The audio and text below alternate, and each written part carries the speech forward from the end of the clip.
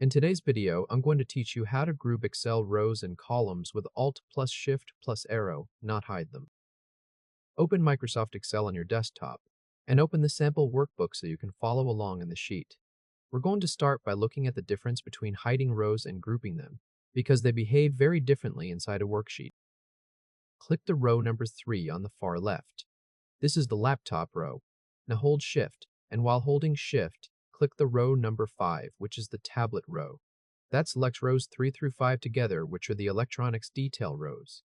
With those rows selected, right-click anywhere on the highlighted row area, and click Hide. As soon as you do that, rows 3, 4, and 5 disappear completely. On the left side, the row numbers now jump from 2 straight to 6. The missing rows are not visible, and there is no clear indicator showing that data has been tucked away. To bring those rows back immediately, press Ctrl+Z on your keyboard. That undoes the hide action and restores the rows. Now we'll do the same section the correct way by grouping it instead of hiding it. Click row number 3 again. Hold Shift, then click row number 5 so rows 3 through 5 are selected one more time. With the rows still selected, press Alt+Shift+Right arrow on your keyboard. A new outline area appears to the left of the row numbers. You'll see a thin bracket spanning rows 3 through 5, and next to row 6, which is the electronics total row, there is a small minus button. The important difference here is that the detail rows are still visible. Nothing has been removed from sight yet. The worksheet is simply set up so that this section can be collapsed and expanded in a controlled way. Click the minus button next to the electronics total row. Rows 3 through 5 fold away, and the button changes from minus to plus. The total row stays visible, while the detail rows are tucked underneath the group. Now click the plus button, and the grouped rows open back up. Next, group the furniture rows the same way. Click the row number 7, which is the chair row. Hold Shift, and click row number 9, which is the sofa row. That selects the furniture detail rows. Press Alt+Shift+Right arrow. A second collapsible row group appears for that section, just like the electronics group. Now let's group columns using the same shortcut. Click the column letter C at the top of the sheet. This is the Q1 column header.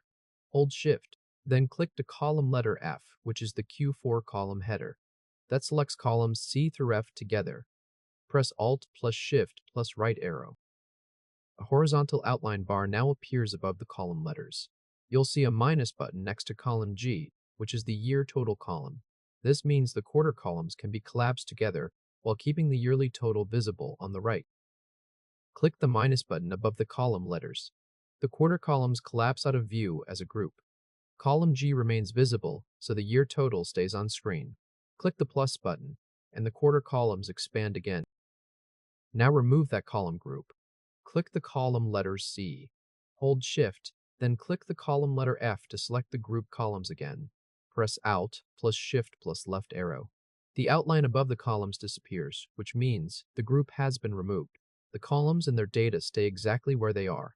Only the grouping structure is taken away. At this point, the worksheet has 2 collapsible row groups in place. The electronics detail rows sit under the electronics total row, and the furniture detail rows sit under the furniture total row. The quarter columns have been ungrouped, so the year total column remains alone on the right, without the outline bar above the columns. The detail data is still present in the sheet, and group sections can be folded with the minus button or reopened with the plus button instead of being hidden without any visible trace. If this helped, hit like and subscribe for more quick tutorials.